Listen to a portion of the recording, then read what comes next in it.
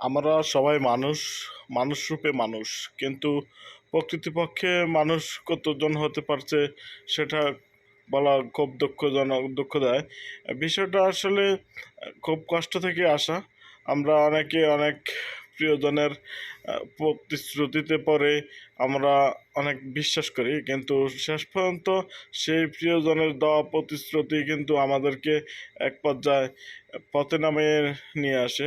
কারণ এরকম অনেকের লাইফে হয়। আর এই প্রতিশ্রুতিগুলো কিন্তু বেঈমানরাই বেশি দেয়। আর বেঈমানদের মুখের ভাষা খুব স্পষ্ট এবং সুন্দর।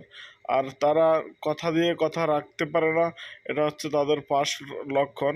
আর এই সমস্ত বেঈমান থেকে আমরা আসলে সবাই সচেতন এবং আহ, নিজেকে বজায় রাখা হচ্ছে যে খুব গুরুত্বপূর্ণ এবং জরুরি বিষয়।